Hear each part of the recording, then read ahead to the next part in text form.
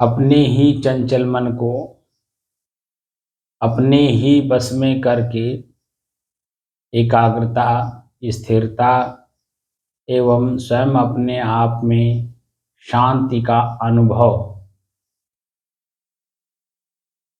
करने के बाद स्वयं मैं कौन हूँ को जानने की दृष्टि से साधना करते करते आज 1092 दिन हो गए।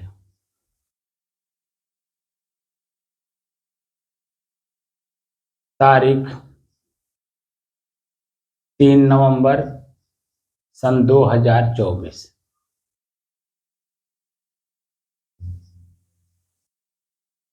दिन रविवार, प्रातः काल का समय। आप लोगों से मैं 2-3 प्रश्न करूंगा।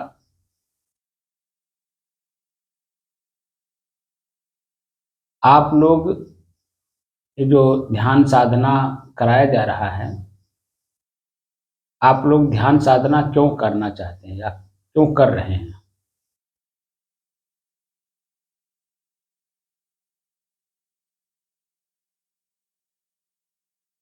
सुभाष बाबू, ध्यान साधना क्यों कर रहे हैं?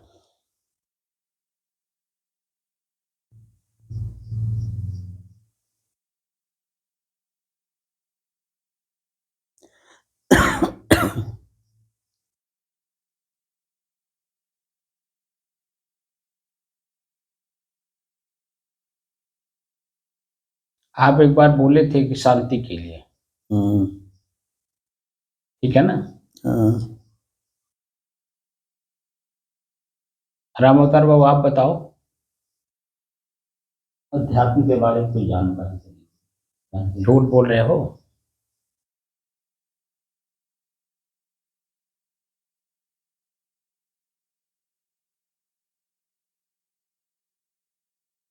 तो कहा तो साहब स्वयं को जानकारी।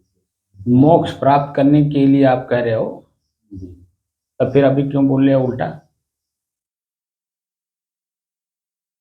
कुछ जानकारी करना हो तो जानकारी तो बहुत हो गई है आपको पहले से ही।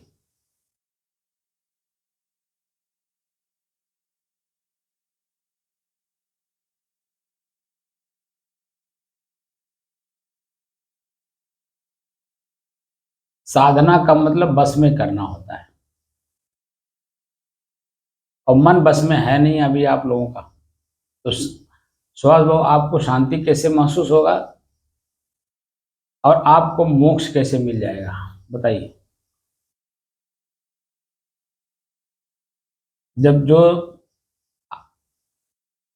आप ये लोग किसान हो, अब कई उदाहरण मैं दे करके समझाने की कोशिश कर रहा हूं कि खेत है आपके पास और गरीब बने हो। जब अपनी गरीबी समझ में आई कि मैं गरीब क्यों हूं, तो मेरे पास खेत है, उससे कमा करके मैं अमीर हो सकता हूं। तो क्या खेत खेत या फसल या गेहूं चावल या कोई भी फसल पैदा करना चाहते हैं तो क्या खाली कह देने मात्र से पैदा हो जाएगा? बोलिए। नहीं, करना पड़ेगा। जोर से बोलिए। करना पड़ेगा, होना पड़ेगा। जब व्यवहारिक प्रक्रिया में वहां जाके करना पड़ता है, वहां कोई दैवी शक्तियां ऐसी नहीं है कि जो आपका आकर के काम करती।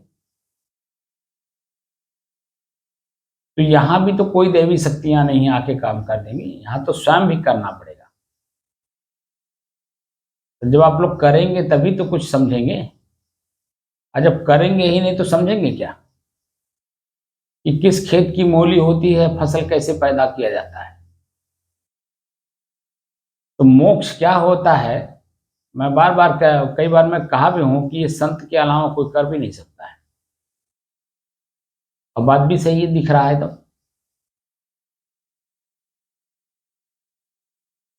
क्योंकि जब किसी विषय पे काम किया जाता है तो अन्य विषय अपने आप छूट जाते हैं, छोड़ना नहीं पड़ता, अपने आप छूट जाता है, क्योंकि एक ही विषय पे मन लग जाता है। जैसे खेती ही करना है, खेती में मन लग गया तो क्या आप बिजनेस करेंगे, क्या आप खेती करेंगे, क्या आप दुकान करेंगे, क्या आप रास्ता चलेंगे, क्या आप किसी से बातचीत करेंगे, या कहीं जाएंगे आएंगे किसी से मिलने जुलने, या कहीं आप एंजॉय करने जाएंगे, घूमने टहलने जाएंगे, तीर्थ यात्रा पे जाएंगे, बता दीजिए कोई काम होगा। जब खेत में मन लग गया तो सारी चीजें छूट जाती हैं। यहाँ तक कि हम बाजार नहीं जा पाते सामान लेने के लिए, जो घर में नमक तेल मिर्च मसाला होता है वह भी समय से नहीं जा मिलता है, क्योंकि खेत में मन लग गया। और खेत में मन लगाना मतलब 7-6 महीने के लिए अपना अन्न पैदा करना, और यहाँ तो सदैव के लिए आप चाहते कि सदैव मेरे पास रहे, मेरे से अलग हो ही नहीं। मेरा भूख, मेरा प्यास, मेरा नींद, मेरा आलस, निद्रा, जमुआई, चलना फिरना सब कुछ सिद्ध हो जाए, अब कहीं आना जाना ना हो, कुछ खाना पीना ना हो, तो बिना काम किए कैसे प्राप्त होगा।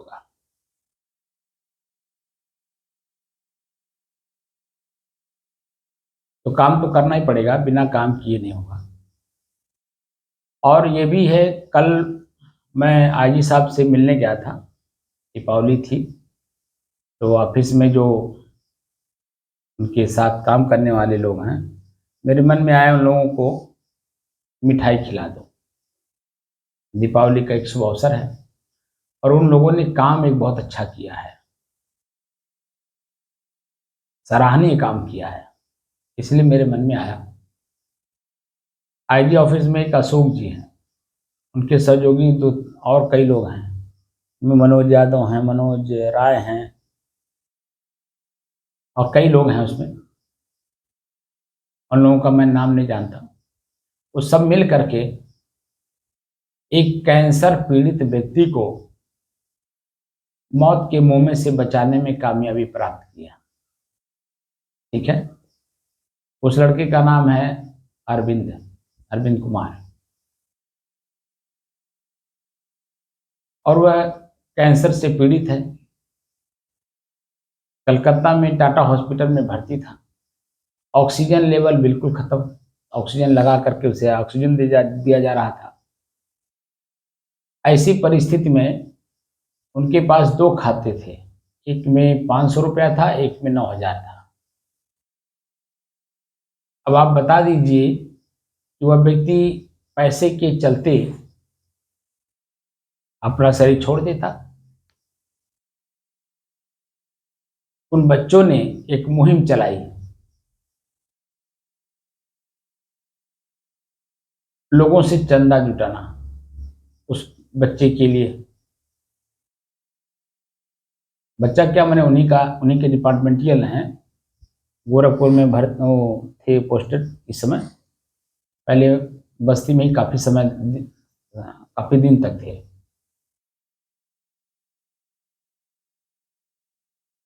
तो उनको बचाने के लिए एक मुहिम चलाया लोगों ने, और उस मुहिम में जितना पैसा जुटा पाए खूब जुटाए, और डॉक्टर से कहें कि पैसे की कमी हम लोग नहीं होने देंगे, आप जो है उनका ट्रीटमेंट करिए।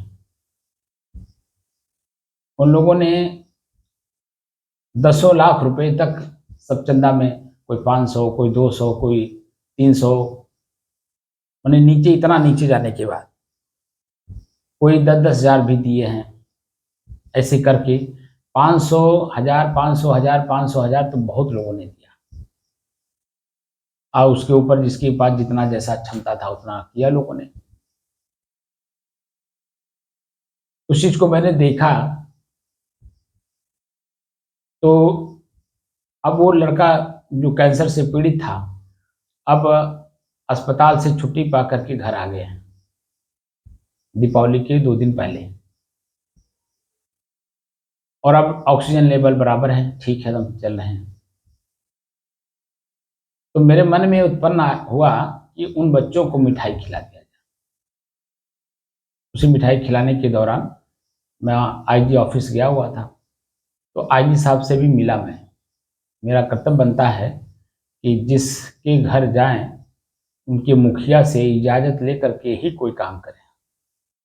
तो पहले मैं उनसे मिला और मिल करके फिर इन लोगों को मिठाई खिलाया, लेकिन हमको काफ़ी समय दिए, चर्चा हुई, क्योंकि बहुत दिनों के बाद मिला था। तो चर्चा चली साधना की। तो उन्होंने मेरे से एक प्रश्न पूछा कि क्या लक्ष्य लेकर के आप साधु बने थे? तब मैंने वही बुढ़िया माई वाला कहानी बता दिया। तो उन्होंने कहा कि उसे प्राप्त कर लिए, कि वो कौन था।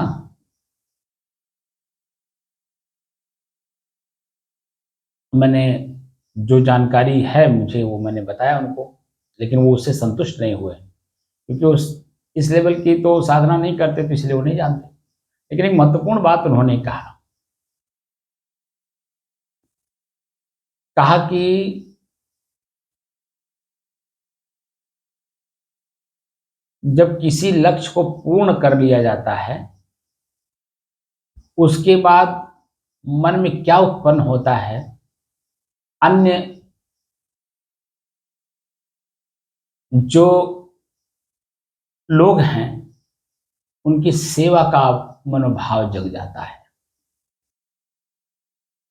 कि कितना से कितना लोगों का हम सेवा कर दें।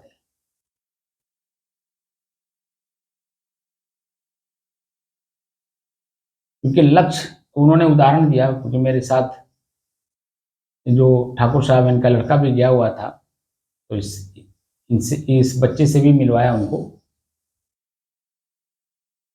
तो इस बच्चे से उन्होंने पूछा कि तुम्हारा लक्ष्य क्या है? इस बच्चे ने कहा कि मेरा लक्ष्य यूपीएससी है। उसी का उदाहरण दे करके हमसे कहे कि जैसे इसने लक्ष्य बनाया यूपीएससी करनी है, वो एक अच्छा नागरिक और अच्छा अधिकारी बनना है, तो अच्छा अधिकारी बन जाने के बाद क्या उसका लक्ष्य वहीं पूरा हो गया? वहीं से उसका अब लक्ष्य शुरू हो रहा है। अधिकारी बन गया। अब उन्होंने अपना उदाहरण नहीं दिया, उसी बच्चे का उदाहरण दे करके मुझे बताया, क्योंकि उस लक्ष्य को जब कभी वो भी बच्चे थे तो उन्होंने भी लक्ष्य बनाया होगा, तैयारी की, आईएएस की जगह पे आईपीएस हो गए। अब आईपीएस बनने के बाद अब समाज का क्या करना चाहिए? तो मोक्ष के बारे में उन्होंने बताया कि मोक्ष क्या है जो लोग चाहते हैं, अब मोक्ष मिल जाने के बाद क्या होता है। उसी का उदाहरण दे करके उन्होंने बताया कि जब लक्ष्य पूरा हो जाता है, तो लक्ष्य पूरा हो जाने के बाद हमारा मन, शरीर, इंद्रियां एकदम कंसंट्रेट हो जाती हैं, एकदम एकाग्र हो जाती हैं, उत्साहित रहती हैं दूसरों की सेवा के लिए, क्योंकि वो उसी में है। तो जब हैं तो उसका जिक्र जब किए तो मुझे बड़ा अच्छा लगा। बात भी सही है और हम लोग कर भी रहे हैं। ऐसा भी नहीं है कि हम लोग खाली साधु बन गए तो सो गए। लक्ष्य लिए हैं साधु बनना, मुझे उस बुढ़िया माई के शरीर में कौन था उसको प्राप्त करना, उसको जानना। तभी तो मैं इतना उत्साहित हूं कि आप लोग जो अनभिज्ञ हो उस पॉइंट से, जो मैं हूं शरीर में, इससे आप लोग अनभिज्ञ हो। तो मैं शरीर हूं ऐसा मान लिए, मेरा शरीर है ये मानंदी खत्म हो गई है। मैं ही शरीर हूं ये मानंदी घर कर गया है अपने मन के भीतर। उसी को मैं चाहता हूं कि जब मुझे प्राप्त हो गया कि मैं कौन हूं, जब जानकारी हो गई तो मेरा कर्तव्य बनता है कि प्रत्येक समझदार व्यक्ति को उसे मैं कौन हूँ, क्या मैं शरीर ही हूँ कि शरीर मेरा है। तो अगर मेरा है तो शरीर के अंग भी मेरे होंगे, और शरीर के अंग मेरे हैं तो शरीर की क्रियाएं भी मेरी होंगी। और मैं इनका कौन हुआ? मैं इनका मालिक हुआ, यानी रिस्पॉन्सिबिलिटी हमारी है। पूरा परिणाम इस शरीर और शरीर के इंद्रियों का परिणाम मुझे ही लेना है, और मैं ही अपने इंद्रियों के द्वारा किए हुए कर्मों का फल लेकर के अंदर अंदर एकदम पीड़ित हूं, सोच सोच करके, चिंता कर करके। क्योंकि शरीर को मैं मान लिया, और शरीर के द्वारा जो कार्य हो रहा है इंद्रियों के द्वारा, शरीर और शरीर के इंद्रियों के द्वारा जो कार्य हो रहा उसी को मैं मान ले रहा हूं, तो दुखी रहना ही होगा। शरीर मेरा है यानी मेरे से अलग है। जब अलग है तो अलग की वस्तु को अलग जानना होगा, तो किसका है? तो समझ में आता है कि ये मेरा मतलब मेरे से अलग और किसी का है। जैसे कार है, तो कार मेरा तो है, पैसे से खरीदा हूं मैं, लेकिन किसी कंपनी का है। उस कंपनी का अपना एक रिक्वायरमेंट होता है, बुकलेट देता है, पूरा बाकायदे नियम नियमावली लिखा हुआ बाकायदे देता है गाड़ी खरीदने वाले को। आप कुछ भी खरीदिए, मोबाइल खरीदिए, पंखा खरीदिए, कूलर खरीदिए, कंपनी का कुछ भी आप खरीदेंगे तो उसके साथ आपको बुकलेट देता है। इसका मतलब उसका नियम नियमावली, उसको कैसे प्रयोग करना है, कौन से प्रयोग से वो खराब होता है, खराब चीज कैसे किस चीज से सही होता है, वो बाकायदे पूरा देता है। और आपको सही तरीके से कैसे चलाना है पूरा बाकायदे वो समझाता है। तो कार मेरा है, पैसा दे के खरीदा हूं, मोह हो गया, लेकिन वो किसी कंपनी का है, और कंपनी का अपना एक रिक्वायरमेंट है कि इस नियम के तहत आपको चलना है। भले आपने पैसा मुझे दे दिया है, लेकिन आप समाज के दृष्टि से और कंपनी के दृष्टि से, दोनों दृष्टि से आपको नियम के तहत चलना होगा। अगर आप नियम के तहत चलेंगे तो निश्चित तौर पे आप सुरक्षित रहेंगे, समाज सुरक्षित, कार सुरक्षित, सब सुरक्षित रहेंगे अपने आप में। लेकिन जब आप अपने मनमानी चलने लगेंगे कि कार तो मेरा है, अब मैं मनमानी चलूं, जैसे चलूं, कार तो मेरा है। अब जब कार मेरा है ये मान करके कार आप चलाएंगे तो निश्चित है कि आप कहीं ना कहीं घटना कर देंगे, घटना दुर्घटना कर देंगे। और जब घटना दुर्घटना हुआ तो कष्ट कौन सह रहा है, पीड़ा कौन सह रहा है? सामाजिक दृष्टि से भी, कंपनी की दृष्टि से भी, सरकार की दृष्टि से भी, और स्वयं की दृष्टि से भी। आप हर जगह दोषी हो गए। हल्का सा मन की गति में बहने से हम स्वयं दुर्घटना से पीड़ित हो गए और दूसरे को भी पीड़ित कर दिया। और जो कंपनी को पैसा दे करके हमने खरीदा था कार, वो भी दुर्घटनाग्रस्त हो गई। 1 इंच भी अब चलने के काबिल नहीं रह गई। अगर वो चलने के काबिल हो भी और दुर्घटना हो गया, मान लीजिए ऊपर का बम्पर वगैरह जो भी है टूट गया, आप ही का मन कहेगा कि इसको कैसे लेकर के हम मार्केट में चलें, कैसे लेकर के इसको सड़क पे चलें, कैसे किसी के यहाँ हम जाएं, क्योंकि कार दुर्घटनाग्रस्त हो गई है। मान लीजिए इंजन सही हो, पहिया सही हो, स्टीयरिंग सही हो, लेकिन आगे का हेडलाइट टूट गया, आगे का बोनट टूट गया, साइड का दरवाजा टूट गया, पीछे का हेडलाइट, पीछे का लाइट टूट गई, या कुछ भी हो गया, तो आप लेकर के कैसे चलोगे? आप ही का मन बार बार आपको कोसेगा। कि कार में कमी है, कार में कमी है, कार में कमी है। अब कोई पूछ लेगा तो आपको ऐसा लगेगा जैसे मालूम पड़ता है कि कितना बड़ा आपने गलती की हो, इसलिए उसको ठीक करवाते हैं क्योंकि वो आपके शरीर से अलग है, और ठीक करवा करके तभी फिर चलते हो। मान लीजिए अगर आपका शरीर नहीं छूटा है तो, क्योंकि दुर्घटना होने पे आजकल तो सीधे व्यक्ति जो है मर ही जा रहा है। वो खाली मन का एक गति है कि ये हमारे लिए सुरक्षित है।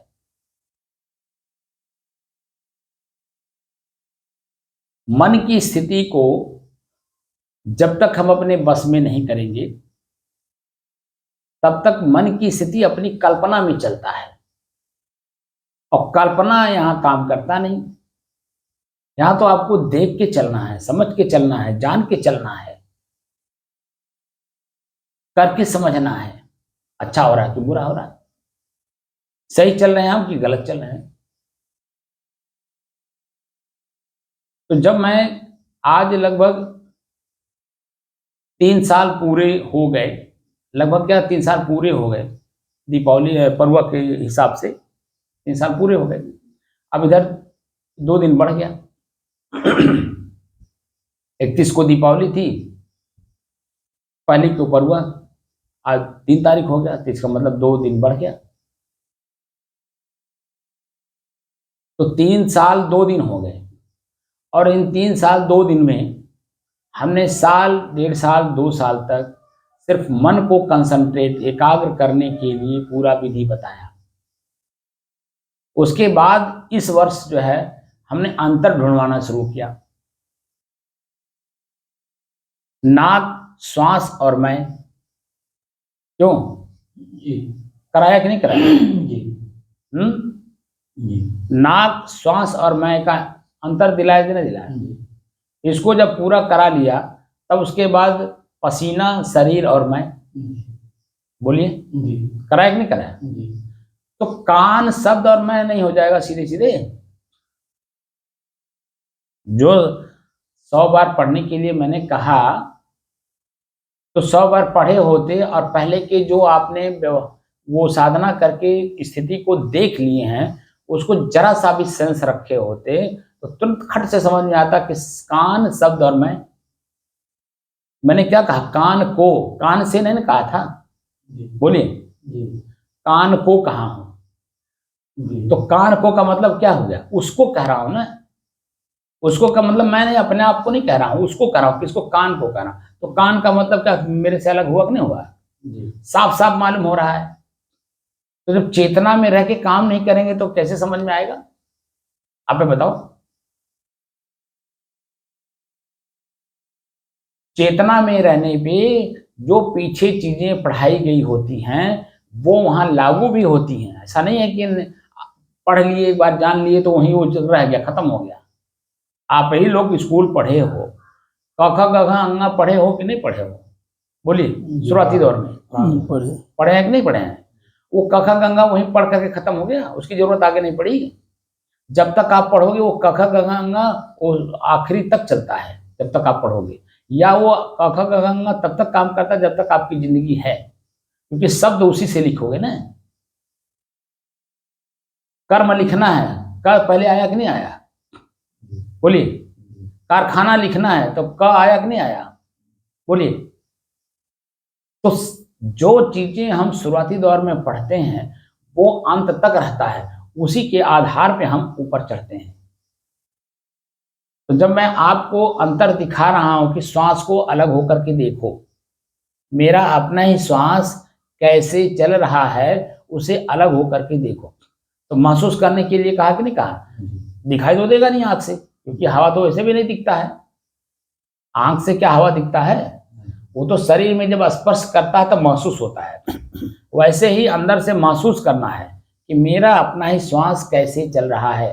तो मेरा अपना श्वास कैसे चल रहा है, इसका मतलब श्वास अलग है, मैं अलग हूं, साफ साफ मालूम हो रहा है।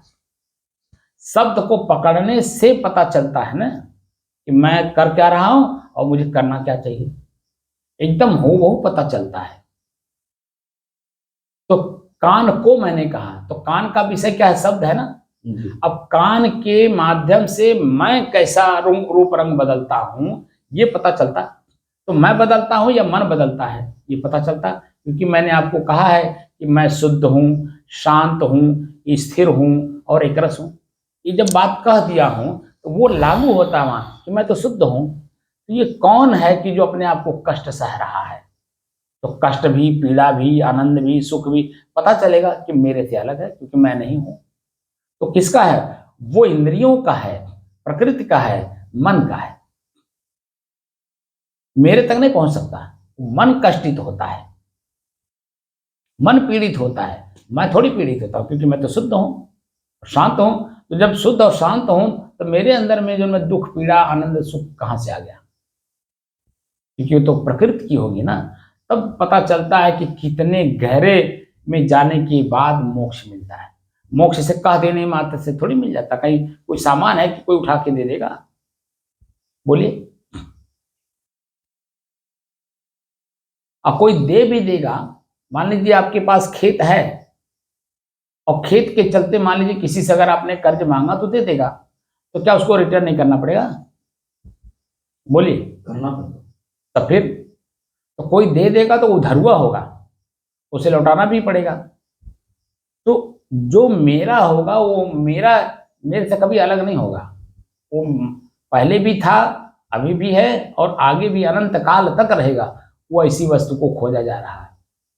ऐसी वस्तु को नहीं खोजा जा रहा है कि जो अभी है क्षण मात्र में नष्ट हो गया। तो वही तो जानना है कि नष्ट होने वाली चीज क्या है और उसको जानने वाला कौन है कि नष्ट हो रहा है। उसको उत्पन्न किया, जैसे आपने खेत से फसल लेना था तो उसको कौन उत्पन्न किया? आप किए। तो आप खेत को जोतने से पहले भी थे, खेत में बुआई करने के बाद भी आप हैं, खेत के फसल कटने के बाद भी आप हैं और फसल कटते समय भी हैं, और अभी तक हैं कि नहीं? जी। वो सब कुछ नष्ट हो गया। आपने पैदा किया, आपने उसका भोग किया, वो पैदा करते समय भी थे, उपभोग करते समय भी थे, और आप ही के सामने वो नष्ट हो गया, वो तभी भी आप हैं। वो कौन ऐसा चीज है कि जो मेरे ही सामने उत्पन्न भी होता है, मेरे ही सामने हमको उससे भोगवाता भी है, और मेरे ही सामने वो नष्ट भी हो जाता है और मुझे पीड़ा देके चला जाता है। तो अंतर मैं ढूंढवा रहा हूं, अंतर, एकदम अंतर। तो अंतर जैसे जैसे हम देखते जाते हैं वैसे वैसे जो मैं समाज में किसी भी परिस्थिति में मैं हूं तो मैं शुद्ध ही रहूंगा। तो सबसे पहले तो हमारा कान ही हमको जो है पीड़ा देता है, किसी का शब्द सुन करके। आँख, कान, नाक, जीभ, यही सब तो पीड़ा देते हैं। ये हैं किसके? प्रकृति के हैं। जी। तो इन्हीं के द्वारा तो मन बनता है। आँख खुला, मन बन गया और वो बार बार उसी को उभारे, ख्याल कराएगा कि ऐसा था, ऐसा था, ऐसा था। ऐसे कान है, कान जब शुद्ध सुन लेता है, अंदर घर कर लेता है और उसी को बार बार लेकर के अंदर अंदर। अब देखिए इसमें जितने डिप्रेशन में लोग हैं, वो डिप्रेशन वाले क्यों डिप्रेशन में हैं? कान से शब्द सुन लिए हैं, किसी का भी सुने हो, पत्नी का हो, बेटे का हो, घर परिवार का हो या बाहर वाले का हो, किसी का भी हो, कान में शब्द पड़ गया और उसी को अंदर ले लिए। अंदर ले करके उसी में भीतर है, भीतर भीतर है, भीतर जैसे वो दीमक चालता है ना लकड़ी को, ऐसे भीतर भीतर भीतर भीतर आप अपने आपका मन आपको चाल डालता है। शरीर पीड़ित हो जाता है, मन पीड़ित हो जाता है, चित्त पीड़ित हो जाता है। यानी अपने आप को इतना दूषित कर लेते हैं कि वो एकदम दुख हो जाता है। तो शरीर पूरा एकदम सूख करके लकड़ी हो जाता है, रोग हो जाता है। खाना पीना, बोलना चालना, हंसना, सब एकदम उसी में नष्ट हो जाता है। बस खाली भीतर है, भीतर वो शब्द को लेकर के दौड़ रहा है, तो पीड़ित होगा ही। कान ने किया ना, तो कान का विषय है शब्द, तो कान का शब्द विषय है, तो उसको वहीं हमें समाप्त कर देना होगा, भीतर लेना ही नहीं होगा। भीतर लिए इसका मतलब दोषी आप ही हैं, सुन करके भीतर ले लिए। कान कौन सा शब्द सुन रहा है, किसके द्वारा सुन रहा है, उसका क्या अर्थ होता है, वो क्या माने रखता है, वो क्या बोल रहा है, क्या उसे वो पता है कि जो बोल रहा है? जो आदमी बोलता हो, आप टेप की काट रखे रहिए, उसकी बात को टिप करते रहिए, और 2-4 घंटे बाद उसी को उसका आवाज सुना दीजिए, या पहले बोलिए, बाबू हो, आप फला समय में ये बात बोले थे, आप क्यों बोले थे? खाली ऐसे प्रेम से उससे पूछ लो, क्यों बोले थे, उसका अर्थ मैं समझ नहीं पाया, तो मुझे जरा समझा दीजिए। तो जैसे ही आप उससे पूछेंगे वही शब्द, तो वही अपने में आश्चर्यचकित रहेगा कि क्या मैं बोला हूं? मैं तो नहीं बोला, तुरंत नकार जाएगा, मैं नहीं बोला हूं, बाबू आप बोले हो और मेरे समझ में नहीं आया, इसलिए मैं आपके पास आ गया समझने के लिए। वो बार बार नकारेगा, बार बार नकारेगा, और बार बार आप बोलिए, और जब एकदम बिल्कुल ही नकारने लगे, गुस्सा में आने लगे, तो आप उसी टेप को सुना दीजिए उसी को, भैया ये आवाज आप ही की है, किसी दूसरे की नहीं, आप भी बोल रहे हो। अभी आप देखेंगे कि वो अपने आप को तुरंत वो भी नकार देगा, मैं ऐसा बोला हूं, मैं नहीं बोल सकता ऐसा, ये तो आप किसी और की आवाज आप बता रहे हैं। अपनी ही आवाज को नकार देगा, क्योंकि बोलते समय वो जो जोश में आके बोलता है ना, वो जोश थोड़ी देर में होश में जब आता है, जब वो भूल जाता है, जोश निकल जाता है, तो होश में आता है, तो होश में जब रहता है तो उसको होश भी नहीं रहता कि मैंने क्या बोला। तो फिर उस बात को लेकर के क्यों अंदर अंदर तो आप दौड़ रहे हो, क्यों चिंतित हो, क्यों पीड़ित हो? इसका मतलब है कि आपका कान आपके साथ धोखा कर रहा है, वो धोखा नहीं कर रहा है, आपका कान धोखा दे रहा है, आपका कान आपको पीड़ित कर रहा है। तो कैसे समझेंगे? जब तक ABCD किसी चीज का नहीं सीखेंगे, तब तक उसकी गहराई में कैसे जाएंगे? अब वो गहराई आपके साथ पूरी जीवन रहना चाहिए। इतने दिनों से मैं साधना कर रहा हूं और करा रहा हूं आप लोगों को, अब इतना भी समझ ना बढ़े, तब आप बता दीजिए कि किस दृष्टि से मैं आप लोगों को साधना कराऊं और किस दृष्टि से आप लोग करेंगे, जब अपनी ही समझ ना हो। मैं यहाँ कोई पहाड़ उठाने के लिए तो कहता नहीं हूँ, इस शरीर से आपका शरीर का उपयोग कराओ, यहाँ मैं कोई ईंटा नहीं ढुलवाता हूँ, यहाँ तक कि मैं यहाँ पे आप लोगों से जो घास उगा वो भी नहीं कहता हूँ कि साफ करो, कभी कुछ कहता हूँ बोलिए, कोई काम करने के लिए कहता हूँ शरीर से? आप लोगों की चाहना है, इसलिए मेरा कर्तव्य है कि चाहना को हम बता दें, तो चाहना के द्वारा करेंगे तब तो चाहना पूरा होगा। और जब कर्मे नहीं करेंगे, हमारे खाली कह देने मात्र से, आपके सुन लेने मात्र से आपका मोक्ष हो जाएगा क्या? क्यों ना मतलब? जी सर। बोलिए, मैं कितनी बड़ी बड़ी बात कह चुका हूं, आपने सुन लिया है और एहसास भी करा दिया हूं, क्या वो स्थिर है? तो दोषी कौन है आप बताइए?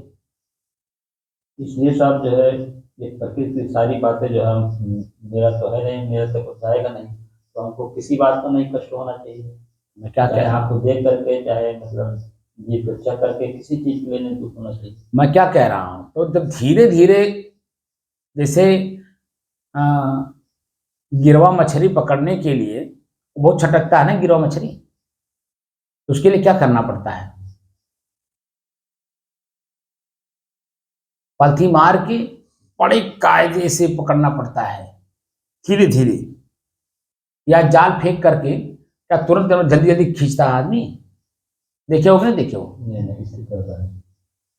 पहले जाल फेंक देता है, मछलियां उसी में छटपटाती हैं, उनको मालूम हो जाता है कि मेरे ऊपर कोई आफत आ गया है, तो क्या करता है, 10-5 मिनट के लिए छोड़ देता है, और जैसे छोड़ता है तो वो निश्चित हो जाती है, तब वो धीरे धीरे धीरे धीरे पकड़ता है। तो गिरवा मछली का मतलब क्या है? मैं स्वयं अपने आप में स्थिर हूं या स्थिर रहूं, उसके लिए हमारी जो इंद्रियां हैं, ठीक है, इनकी क्रियाओं को धीरे धीरे धीरे धीरे हमें छोड़ना, पकड़ में लाना पड़ेगा, या इन्हीं को गिरवा मछली मान लीजिए, इंद्रियों को ही गिरवा मछली मान लीजिए, कि वो धीरे धीरे ही पकड़ में आती हैं, अचानक कह देने मात्र से थोड़ी होंगी। तो मैं इतना दिन से जो अब अभ्यास करा रहा हूं, वो अभ्यास किस लिए करा रहा हूं आप बताओ? इतना दिन के बाद भी अभी भी नहीं समझ में आया कि जो मैं क्यों हम कर रहे हैं, आप किस लिए करा रहे हैं, क्या उद्देश्य है? हमारा ही शरीर हमारे लिए पीड़ा का कारण बनता है। तो शरीर ही, पूरा शरीर के अंग जितने भी हैं वो समय पीड़ा के कारण बनते हैं। हमें बाहर से कोई नहीं देता है, हमारा शरीर ही हमको पीड़ा देता है। तो हम अपने शरीर से ही तो हम मुक्त होना चाहते हैं। बोलिए, आवागमन से मुक्त होने का मतलब कि हम अपने शरीर से मुक्त होना चाहते हैं। तो शरीर की क्रियाओं को अलग होकर के देखेंगे, उनको अलग रखेंगे, अपने को अलग करेंगे, तभी तो उससे छूटेंगे। बोलिए, प्रकृति देखिए कितनी जन्म चालाक है। घर में सदस्य पैदा करती सबको, ठीक है, लेकिन रखती अलग अलग है। क्यों अलग अलग रखती है? वही माटी पानी आग हवा आकाश सब के शरीर में है, लेकिन अलग अलग क्यों रखती है? इसलिए अलग अलग रखती है कि जिसको चाहेगी उसको उठा लेगी फट से, उन्हीं के बीचों में से उठा लेती है। एक जिसको चाहती है उसको उठा लेती है। तो अपने में प्रारब्ध अनुसार आया होगा। मैं अभी वहां प्रारब्ध का कहाँ खेल है, मैं जो समझा रहा हूँ अभी भी नहीं समझ रहे हो। मैं प्रकृति की कह रहा हूँ, प्रकृति जो है हर चीज अलग अलग बनाया हुआ है। तो अलग अलग चीजों को जब चाहती है एक निकाल लेती है, नहीं निकाल लेती है। तब फिर ऐसे ही मेरे शरीर में जो पार्ट्स हैं सब अलग अलग हैं। तो जब अलग अलग है तो मैं उसका उपभोक्ता हूं ना। सीधी से समझिए, मैं उसका उपभोक्ता हूं। और जब मैं उपभोक्ता हूं तो उसको अलग अलग जब हम प्रयोग करते समय अपना कमांड रखेंगे, नहीं पकड़ उस पर रखेंगे, तो गलती कर नहीं पाएगा। और उसकी गलती का एहसास मुझे होने देगा। और गलती का एहसास नहीं बल्कि अच्छा कार्य करेगा, और अच्छा कार्य का एहसास हमको अच्छा में कराएगा, हमारा मन चित्त प्रसन्न रहेगा। जैसे हाथ है, अगर ये हाथ मेरा है और मैं समझ रहा हूं कि मेरा हाथ है, तो क्या इससे मैं लाठी चलाऊंगा? क्या मैं इससे गोली चलाऊंगा? क्या मैं इससे किसी की हत्या करूंगा? बोलिए, क्योंकि मुझे मालूम है कि इसके द्वारा मैं प्रयोग कर रहा हूं हाथ का, और इसके द्वारा पीड़ा मुझे मिलेगा, परिणाम में मुझे मिलेगा, हाथ को नहीं मिलेगा, मुझे मिलेगा। तो मैं हाथ को क्यों प्रयोग करूंगा? आप बताओ। प्रयोग करूंगा सेवा करने में, पानी पिलाऊंगा, कुर्सी लगाऊंगा, कुर्सी के बगल में मेज लगाऊंगा, आप लोगों को बैठने के लिए प्रेरित करूंगा, बैठेंगे, पानी पिलाऊंगा, भोजन कराऊंगा। हाथ किस लिए बना? सेवा के लिए। तो आपका आदर करूंगा, तो जब आपका आदर करूंगा तो मैं जो मेरा निरादर होगा आपकी दृष्टि में? बोलिए, तब फिर मेरा आदर अपने आप बढ़ गया कि नहीं बढ़ गया? लेकिन जब मैं इसी हाथ का प्रयोग किया मारने में, मैं आपका निरादर किया कि नहीं किया? जब आपका निरादर हुआ तो क्या मेरा आप आदर करेंगे? सीधी सी बात है। तो ये साधन हो गया ना, मेरे लिए साधन हो गया, और ये साधन दोनों रूपों में चल रहा है, अच्छे में भी बुरे में भी। तो मैं स्वयं जब अपने आप में स्थिर रहूंगा तो इसको मैं अच्छे में प्रयोग करूंगा, समझ रहे हैं? हर जगह अच्छे में प्रयोग करूंगा, और जब अच्छे में प्रयोग करूंगा तो मैं खुद भी प्रसन्न रहूंगा और दूसरों को भी प्रसन्न रखूंगा। तो मेरी चित्तवृत्तियां एकदम बिल्कुल साफ सुथरा रहेंगी, और मैं उसी चित्तवृत्तियों के आधार पर जब मैं नीचे ऊपर होता रहता हूँ। चित्त में अगर वृत्त अच्छी बन गई तो मैं खुश रहूंगा, प्रसन्न रहूंगा। अगर चित्त में वृत्त खराब बन गई तो मैं दुखी रहूंगा, पीड़ित रहूंगा। तो आखिर रिस्पॉन्सिबिलिटी किसकी हुई? तो फिर शरीर आपकी है तो रिस्पॉन्सिबिलिटी आपकी क्यों नहीं होगी? तो वही तो मैं अनुभव कराना चाह रहा हूँ कि एक एक करके अपने इंद्रियों को अपने बस में करिए। तभी तो मैं परसों जो है एकदम टाइट हो गया कि कोई ना कोई ऐसा इंद्रिय है जिसको आप पकड़ में कर सकते हैं, उसको पहले पकड़िए। क्योंकि मेरी बात को तो समझते नहीं हो, क्योंकि गंभीरता से तो सुनते नहीं हो, उतावलेपन में सुनते हो। तो उतावलेपन में ये काम नहीं चलता है, इसमें बड़ी गंभीरता लेनी पड़ती है। जितनी चीजें बताई जाती हैं उनको स्थिर रखा जाता है। आगे की जो शब्द बताए जाएंगे और पीछे के जो बता दिए गए हैं और जो वर्तमान में कराए जा रहे हैं, उन तीनों को समन्वय करके तब आगे बढ़ाया जाता है, तो समझ बढ़ती है। आप में रहता उतावलापन, और जब करने के लिए कहता अभ्यास करो तो बैठ करके सोते हो, चेतना रहती नहीं। तो यहाँ या तो मुझे बेवकूफ बना रहे हो या तो आपने बेवकूफ बन रहे हो। जब मैं पूछता हूँ तो हमें मोक्ष चाहिए, मोक्ष चाहिए, मोक्ष चाहिए, बच्चे जैसा कहते हो। अब मोक्ष जैसे जब काम करा रहा हूँ तो वहां जब कोई समझ ही नहीं है। तो जब समझ नहीं है, मैं बार बार कहता हूँ कि कबीर साहब खुद कहते हैं कि समझे की गति एक है। जब गति को समझोगे, चाल को समझोगे, तभी तो जन्म आपकी स्थिति बदतर हुई कि बेहतर हुई कैसे समझेंगे? क्योंकि वर्तमान को जब पढ़ेंगे तब पता चलेगा कि मेरी स्थिति बेहतर हो रही है या बदतर हो रही है, कैसे हो रही है। तो यहाँ तो मुझे दिख रहा है कि बेहतर की जगह पे बदतर हो रही है, आपकी नहीं बल्कि मेरी हो रही है। सिखाने वाला मैं हूं और मैं चाहता हूं बेहतर हो, और आपके द्वारा मुझे जो मिलता है वो मेरी स्थिति बेहतर हो जाती है, तो मेरा मन खिन्न होता है कि ना समझ आदमी को मैं किसको दे रहा हूं कोई चीज। मैं कई बार आपको बता चुका हूं कि आप लोग एक छोटी सी घी की कीमत आप लोग समझते हो और किसी को देते हो तो क्या बर्तन को टटोलते हो कि नहीं? बोलिए बोलिए। टटोला जाता था, तो फिर तो मैं आपको तो संसार का सबसे बड़ा चीज दे रहा हूं, मैं आपको बिना टटोले दे रहा हूं, ये तो मेरा गलती हो रहा है, नहीं हो रहा है?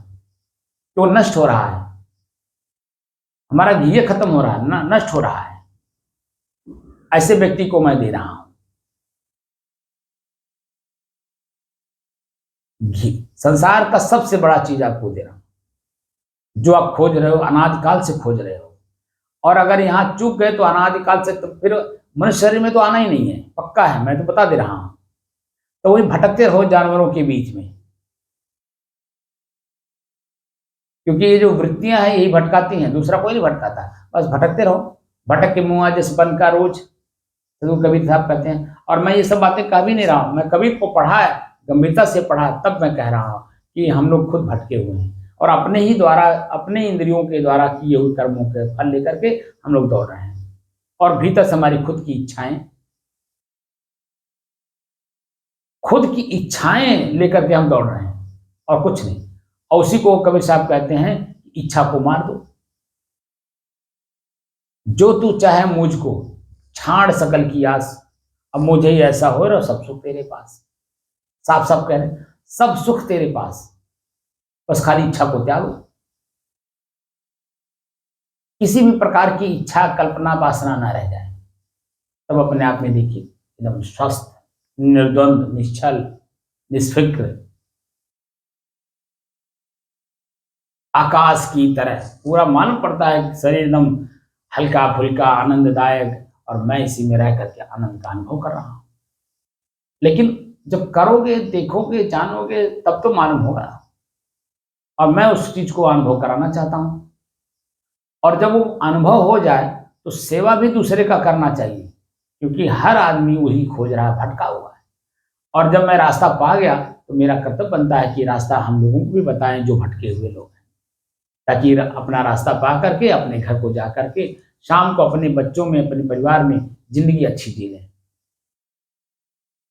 जब तक वो भटके रहेंगे उनका मन का पीड़ा कैसा होता है, क्योंकि मैंने खुद देखा है भटक करके, हम जब भटकते हैं तो मन की पीड़ा कैसे होती है।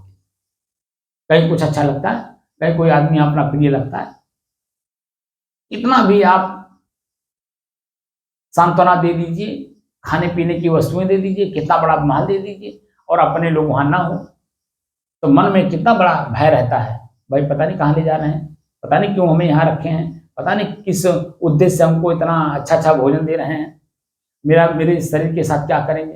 तमाम तरह के मन के संदर्भ में शंकाएं उठती रहती हैं। एक बच्चा कोई मेले में छूट जाता है, और जब अपनों को नहीं देखता है तो देखिए कितना भौकाल छोड़ छोड़ के होता है। और खोए पाए वाले लोग जो मैं उनको अपने स्टेट उस पर जो खोया पाया ऑफिस बनाए रहते हैं, ऑफिस में उनको बैठाते हैं, मिठाई खिलाते हैं, पानी पिलाते हैं, प्रेम से बोलते हैं, सारा काम करते हैं, उसके अपने अपनत्व का भाव देते हैं। लेकिन क्या उस बच्चे के अंदर में अपनत्व का भाव आ रहा है? बोलिए। वो सब कुछ देख रहा है लेकिन अपनत्व का भाव नहीं आ रहा है। क्यों? क्योंकि वो अपने लोगों को नहीं देख रहा है।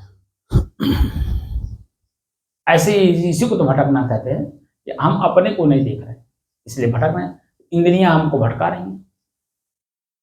तो कान हमारा कहाँ कहाँ कैसे कैसे, अभी मैं उसमें मैंने कहा था कि उद्देश्य बनाइए तो पूरा करिए। अब पूरा जब तक ना हो जाए तब तक उस पर चलते रहना है, और उस पर कितनी कितनी बुराइयां आएंगी, अच्छाइयां आएंगी, सब कुछ का अनुभव करना है। कान के माध्यम से मैं कितना दुखी होता हूँ, किस शब्द से दुखी होता हूँ, किस शब्द से मैं प्रसन्नचित होता हूँ, आनंदित होता हूँ, या किस शब्द से हम शांत हो जाते हैं? न आनंद रहता है, न दुख रहता है, न पीड़ा रहती है, कुछ नहीं रहता है। वहां सिर्फ शांति का अनुभव रहता है, और शांति भी छूट जाती है थोड़ी देर के बाद, क्योंकि नींद आ जाती है। तो शांति का अनुभव भी छूट जाता है, क्योंकि चेतना में रहकर तो शांति का अनुभव होता है, लेकिन जब नींद आ जाती है तब सब खत्म हो जाता है। तो साहब इसका मतलब ये हो गया कि मेरे सब समझ में आया है साहब, जितनी जैसे कोई कितनों कुछ कह रहा है तो समझिए कि मतलब मुझसे कुछ कह नहीं रहा, तो प्रकृति में कह रहा, प्रकृति में खत्म हो जाए। नहीं, ये अभी भी आप नहीं समझे। जैसे कोई शब्द किसी ने बोला जी, शब्द आप ले लिए जी, तो आपका मन ले लिया ना, मन ले लिया, मन लिया, कान के माध्यम से मन ले लिया। अब तो मन उस पर जो है उसको सुन करके पीड़ित कर देता है या प्रसन्नचित कर देता है। तो हमको ये देखना है कि कान किसका शब्द सुना।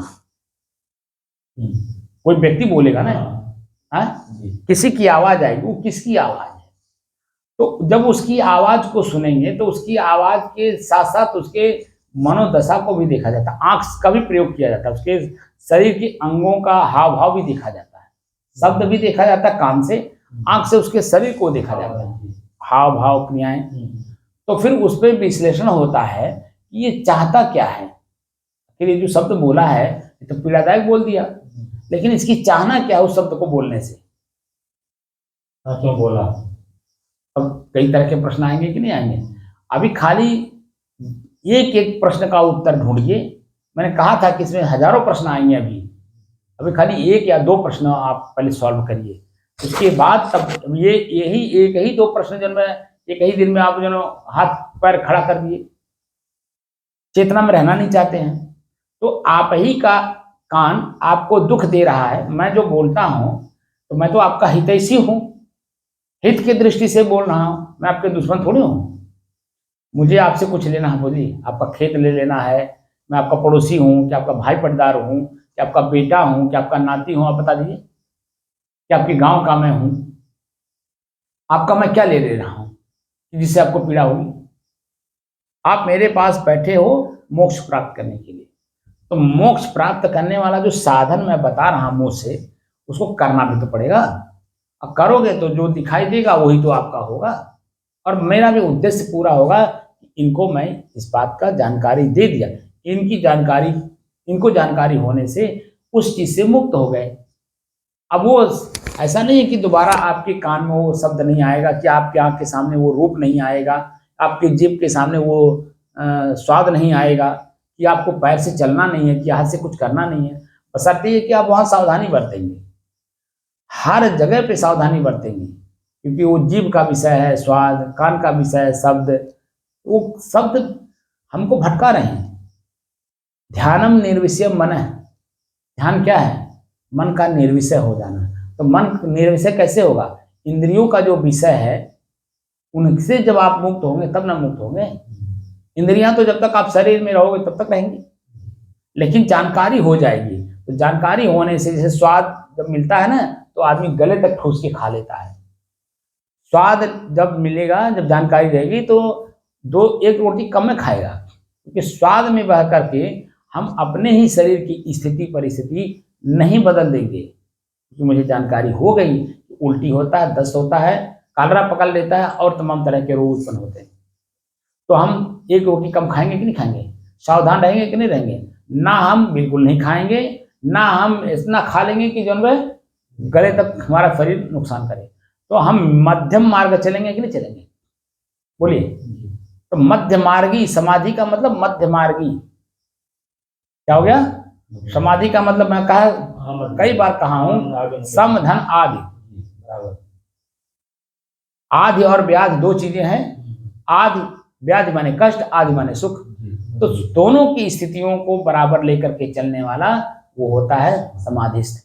कल मैंने उनको बताया भी, आजी साहब को, कि आप लोग 24 घंटा समाधि में रहते हो, लेकिन आपको क्या पता है कि आप समाधि में हो।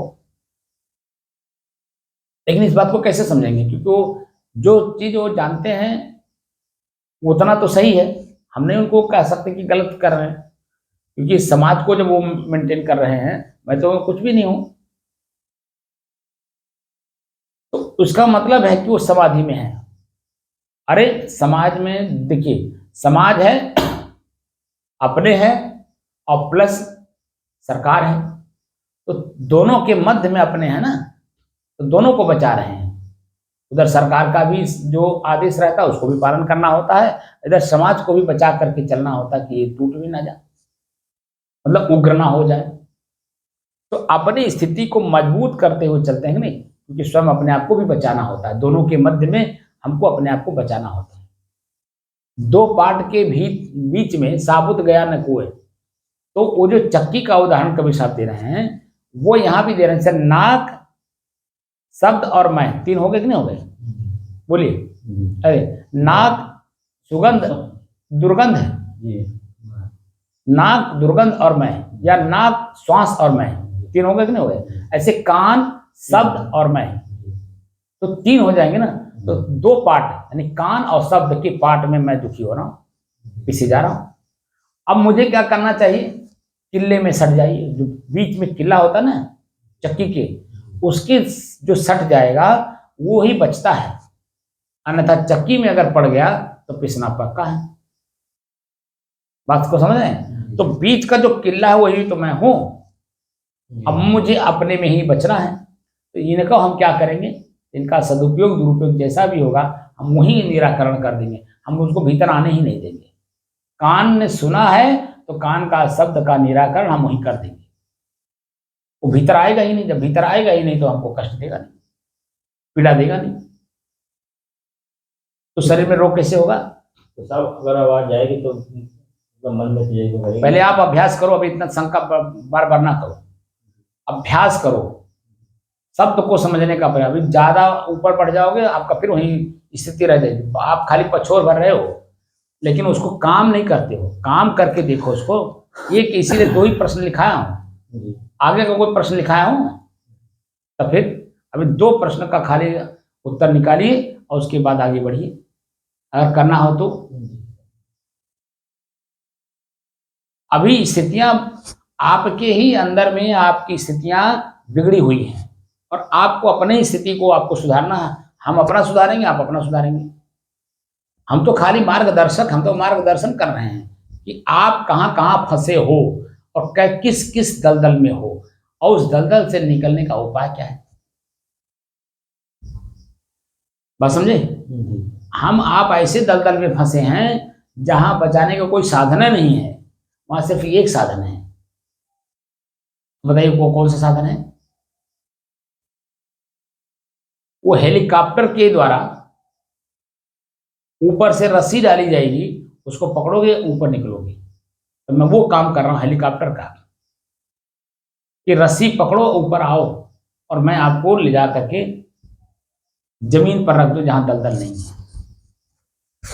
समझ रहा है? लेकिन जब आप रस्सी पकड़ना ही नहीं चाहते हो और खाली चिल्ला रहे हो, तो चिल्लाने से काम थोड़ी बनता है। रस्सी पकड़ो, मैं रस्सी फेंक रहा हूं, शब्द, रस्सी मतलब शब्द, मैं शब्द दे रहा हूं, शब्द को समझने का कोशिश करो। शब्द को समझोगे तभी जब आगे बढ़ पाओगे। शब्द को भी पकड़ना पड़ता है मन से, अगर शब्द को मन से नहीं पकड़े तो पहले से जो पकड़ा है उसी में चलेगा। अलग से जो चीजें दी जा रही हैं वो आप, जैसे मैं कई बार उदाहरण दे चुका हूं कि आप ही के पास पेटी है, पेटी मैंने अटैची, ठीक है, और उसमें से पहले से ही आप दबा दबा करके कपड़े रखे हो और नया कपड़ा कोई दे और उसी में रखना हो, तो बिना उसमें से कपड़ा निकाले क्या ये कपड़ा उसमें हम आएगा? तो भीतर में जो आपका जो शरीर है अटैची है, और इसी अटैची के अंदर में अनेकों प्रकार की चीजें दबा दबा के भर लिए हो और उसी से दबे हो, उसी से पीड़ित हो। अब मैं नया चीज कुछ दे रहा हूं तो उसमें से बिना खाली किए जाएगा अंदर? बोलिए। और जब तक वो अंदर प्रवेश करेगा नहीं तो जो हम दे रहे हैं उसका आनंद कैसे उठाओगे?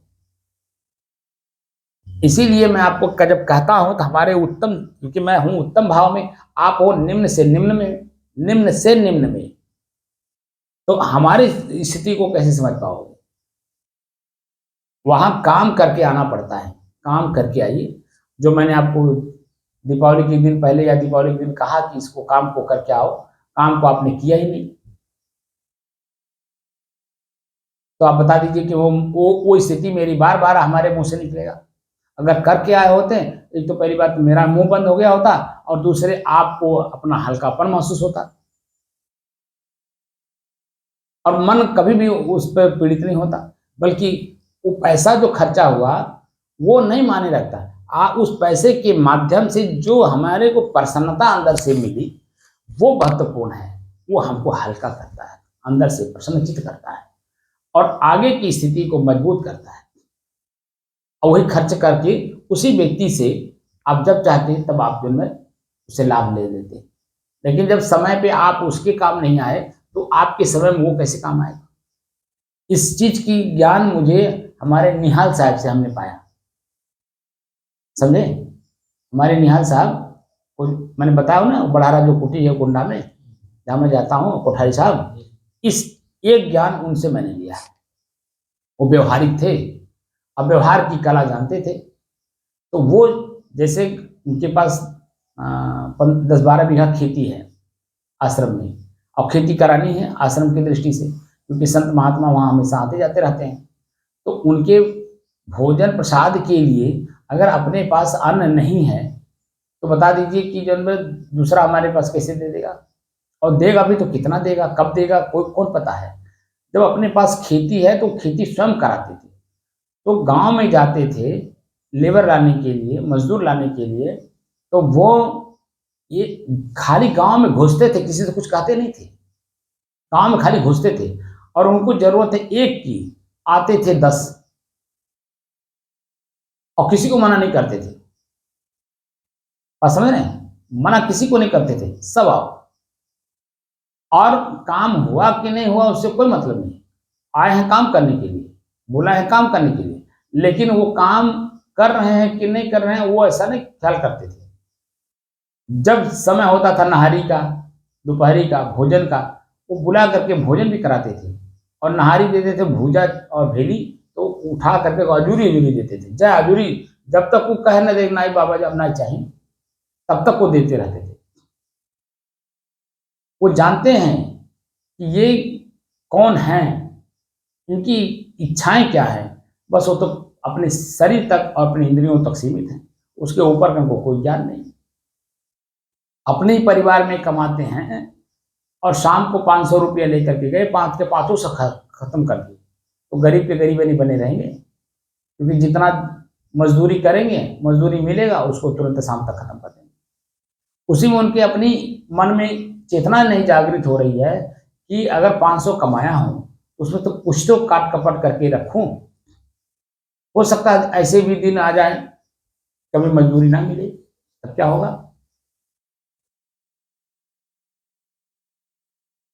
ऐसी स्थिति में उनको चेतना देने के लिए आपको कितना भी आप चेतना दें वो नहीं आएंगे चेतना, लेकिन जब धक्का लगता है तो वहीं से धीरे धीरे धीरे धीरे ऊपर उठने लगते हैं। तो वो जो निहाल साहब हैं वह जब जाते थे गांव में एक को बुलाने और 10 आते थे और 10 के साथ अच्छा काम करते थे, तो उनका एक कहना ये था, इनको अभी हमारी जरूरत है। तो हमारी जरूरत अगर इनसे पूरी होती रहे, इनकी जरूरत अगर हमसे पूरी होती रहेगी तो हमारी भी जरूरत ये पूरी करते रहेंगे, क्योंकि खेत जो है 1 घंटा 2 घंटा लेट तक ही काम करते हैं, अंधेरा हो जाता फिर भी काम करते हैं, और समय से भोजन करने आ जाते हैं, समय से नहारी ले लेते हैं, लेकिन उसका कई गुना काम करके जाते हैं। तो एक दूसरे से हम जुड़े हुए हैं, हम उनका सम्मान कर रहे हैं, वो हमारा सम्मान कर रहे हैं। ये स्थितियां बनती हैं। दीपावली का दिन था, आप उनको मिठाई दे देते, दीपक दे देते, बाती दे देते, तेल दे देते, कितना खर्चा आ जाता, मुश्किल से 500 रुपए का खर्चा एक आदमी के ऊपर आ जाता, और वो 500 का खर्च जीवन भर के लिए वो आपके लिए काम करता व्यक्ति। 500 रुपये खाली खर्च कर देते एक आदमी के ऊपर, एक परिवार के ऊपर, वो परिवार पूरा रहने पूरा जीवन भर के लिए रहता, और जब बुलाते हाथ से दौड़ के जाता, प्रसन्न मुद्रा में जाता, और आपका चित्त हमेशा प्रसन्न रहता उन्हीं लोगों के बीच। तो आप तो खुद जब में अपने कर्म को करके अपनी ही वृत्तियों को, अपनी ही स्थिति को कमजोर कर रहे हैं। और मैं उसको उभारना चाहता हूं, दबे हुए को ऊपर लाना चाहता हूं, तो कैसे आओगे? काम करना पड़ता है, काम करिए, तब आप जो है स्थिति आपकी बेहतर होगी। उच्च भाव, उच्च आदर्श, उच्च विचार, उच्च चिंतन और उच्च साधना होगी। और जब आप अपनी तरफ मुझे खींचने की कोशिश करोगे या किसी को करोगे या अपने मनमानी चलोगे, तो जहां हो तो वहां रह ही जाओगे। तो प्रकृति के बंधन में बंधे ही हो पहले से, तो प्रकृति के बंधन से मुक्त कैसे होंगे? तो गुरु के द्वारा बताए हुए मार्ग पर शिष्य को खुद चलना होता है, तब उसकी स्थिति एकदम गुरुत्व की तरह होती है। गुरु के द्वारा प्रदत्त ज्ञान के द्वारा उसी लेवल पे काम करते करते वो शिष्य भी गुरु बन जाता है समय आने पर। लेकिन जब वहीं रह जाए तो गुरु क्या बनेगा? वो तो और पीड़ा में रह जाएगा। जब पीड़ा लेकर के मरना हो तो आप अपना काम करते रहिए, पीड़ा लेकर के मरिए। वर्तमान में भी पीड़ा में रहिए, और जब मरिए तो पीड़ा में ही मरेंगे, और फिर उसके बाद अनंतों काल तक कोई सीमा नहीं है, बस 84 लाख जूनियों में जाकर के भ्रमण करते हुए दुख दुख भोगी। जो कहा जा रहा है वो करेंगे नहीं, तो आपकी स्थिति बदतर है कि बेहतर है, सामान्य है, कैसा है, कैसे पता करेंगे आप?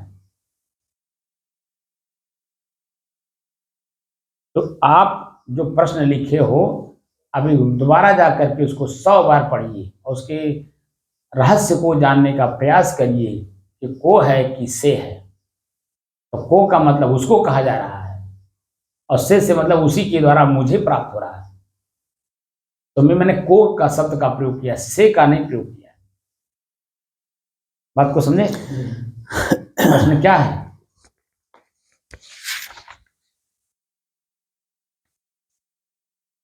क्या कान को स्वयं सुनकर निर्णय करने की क्षमता है? उदाहरण में मैंने आपको दे दिया कि फिर भी आप नहीं समझ पाए कि आप ही का बेटा है, सगा बेटा है, और आपको पता भी नहीं खेत बेचना है कि नहीं बेचना है। अब वो जाकर के अगर रजिस्ट्री करे तो क्या कर पाएगा?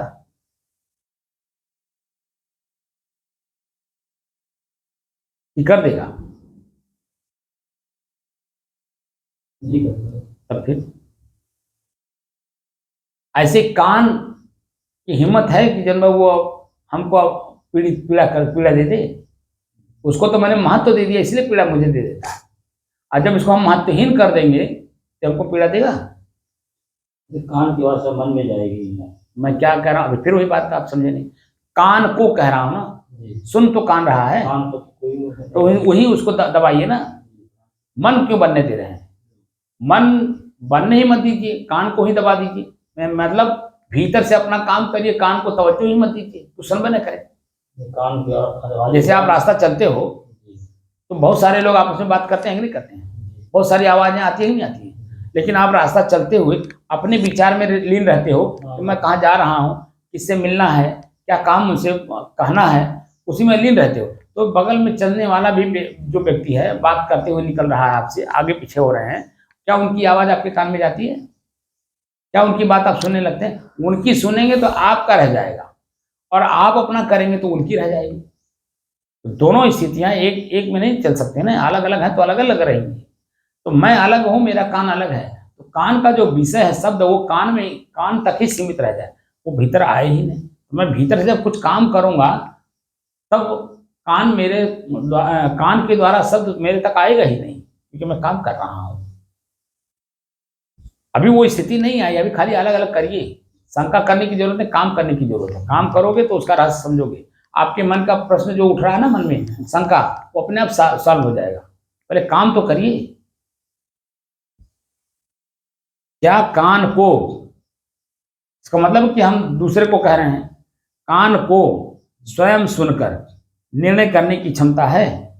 इसी को बार बार आप पढ़िए, और बार बार उस कान को भीतर से अनुभव करिए कि कान के द्वारा जो शब्द सुना गया कितना पीड़ादायक है, कितना आनंददायक है। और ये कान ही के द्वारा सुना हुआ जो शब्द है उसी के द्वारा मैं हूँ, या मेरे द्वारा कान है, या मेरे द्वारा कान के द्वारा सुना हुआ शब्द मेरे पास आ रहा है। जब तीन चीजों को आप सर्किल बनाइए, कान, शब्द और मैं, अभी अपने आप समझ में आ जाएगा। जैसे पसीना, शरीर और मैं, जब सर्किल बनाए तो पसीना को जीत लिए कि नहीं जीत लिए? बोलिए। भयंकर से भयंकर गर्मी को सहन करने की क्षमता आ गई कि नहीं आ गई? ऐसे कान से भयंकर शब्द सुन करके भी हम पीड़ित नहीं होंगे, बल्कि उसको समझेंगे, उसके ऊपर दया आएगी, करुणा आएगी, ये बेचारा बड़ा दुखी है। तो वहां पे उस शब्द हम भीतर लेंगे, लेकिन उसका सोल्यूशन निकालेंगे कि वो पीड़ित है, मैं पीड़ित नहीं हूं, वो पीड़ित है। तो अपनी प्रसन्नता उस पर बिखेरने के लिए आपके पास कोई ना कोई विकल्प आने लगेगा। क्या विकल्प ढूंढूं, इसका जीवन सुखमय हो जाए, प्रसन्नचित हो जाइए। तो वो शब्द हम लेकर के, वो तो पीड़ित है ही है पहले से, तभी तो शब्द को आप शब्द बोला है। वो अपनी पीड़ा शब्द के माध्यम से आपके कान में डाल करके आपको भी पीड़ित करना चाहता है, लेकिन वो पीड़ित नहीं करना चाहता, अपनी पीड़ा मुक्त कराना चाहता है आपसे। ऐसा शब्द आप उससे बोलिए कि उसका पीड़ा समाप्त हो जाए। तो ऐसे इसीलिए मैं कह रहा हूं कि जब हम कान को पढ़ना शुरू करेंगे तो कान में बहुत सी चीजें हमें इसमें मिलेंगी। जब आप अनुभव करेंगे तब कान, शब्द और मैं, तब ये समझ में आ जाएगा कि कान मेरे से अलग है। कान को कहा जा रहा है, कान को स्वयं सुनकर, जैसे शब्द मैंने बोला तो कान तक ही खाली रख दीजिए, तो क्या निर्णय लेने की क्षमता आ जाएगी? क्या कान निर्णय ले लेगा? वहां पे निर्णय तो मुझे मुंह से देना होगा ना, कान नहीं दे रहा, मुंह दे रहा है। बोलिए। तो अब तीन चीजें हो गई, कान हो गया, मैं हो गया और मुंह हो गया, तो तीन चीजें हो गई नहीं। तो कान सुनता है, भीतर विश्लेषण होती है, अब मुंह के रास्ते उसका निर्णय आता है। तो तीन चीज हो गई कि नहीं हो गई? तो कान सुन करके क्या उसको निर्णय करने की क्षमता वहां है, वही बोल देगा। बोलने की कला तो मुंह के पास है, जीभ के पास है, तो कान कैसे दे देगा? बोलिए। तो सर्किल बनाइए ना ऐसे, तब धीरे धीरे समझ में आ जाएगा। आप पहली बात तो मन से करते नहीं हो, या तो मुझे बेवकूफ बनाते हो, या तो अपने बेवकूफ बनते हो, या तो हमें उकसाते हो। इसमें साफ हमको दिखता है कि आप हमें खाली उकसाते हो और काम करना कुछ नहीं आपको। तो मेरे द्वारा बताया हुआ चीज अगर आप काम नहीं करोगे तो आप उस चीज महत्व कैसे समझोगे? दूसरा प्रश्न दिया था, क्या कान ही मैं हूं? अब यही देखिए, को और मैं का अंतर हो गया कि नहीं हो गया? बोलिए। जब शब्दवा को पढ़ोगे, शब्दवे में आपको हर चीज अनुभव होने लगेगा। क्या कान को स्वयं सुनकर निर्णय करने की क्षमता है? और दूसरे प्रश्न में ही मैं कह दिया हूं, क्या कान ही मैं हूं? अगर मैं कान ही होता तो दूसरे अंगों का प्रयोग कैसे होता, या कौन करता है? तो जैसे कान सुना तो क्या वहां वो बोल करके उसको वापस कर दिया? बोलिए। बोलता तो मुंह है, तो दूसरा अंग हो गया कि नहीं मुंह?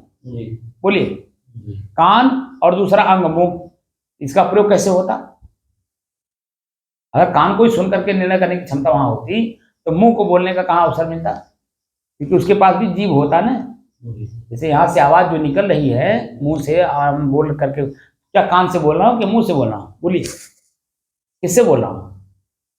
मुंह से बोल रहा हूँ ना। कान से आपका शब्द सुना और मुंह से बोल रहा हूँ, तो कान और मुंह में अंतर हुआ कि नहीं हुआ? तो कान अंग हुआ और मुंह भी अंग हुआ। तो अगर कान को ही अंग अपने आप में होता तो दूसरे अंग का प्रयोग कैसे होता? ये क्या कह रहा है? दूसरे अंगों का प्रयोग कैसे होता? मतलब कान ही होता तो दूसरे अंग कैसे प्रयोग होता? फिर दूसरे मतलब उसका दृष्टांत कैसे बनते हैं ना? तो तीनों का तभी तो मालूम हो रहा है कि कान भी मैं नहीं हूं और मुंह भी मैं नहीं हूं, सबका दृष्टांत, तो मैं दूसरा हो गया। तो अब अंदर जब जाएंगे तो मन, कान ने सुना, मन बन गया। अब चित्त के पास जाकर के अन्वेषण कर रहा, खोज कर रहा कि क्या बोले, क्यों बोले, किस लिए बोले। अब उसी को लेकर के भीतर भीतर आप परेशान हो, दुखी हो।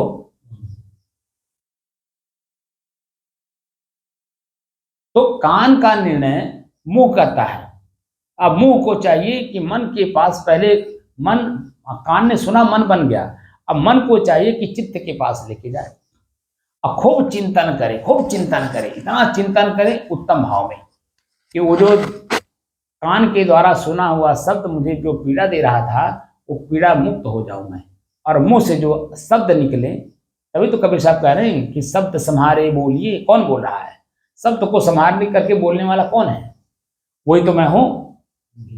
कान ने सुना और मन बन गया, अब मन को पीड़ा दे दिया, लेकिन अब भीतर अगर मैं हूं चेतना में, तो अपने ही मन को संभाल करके जीव के रास्ते जो शब्द निकलेगा वो संभाल करके निकलेगा।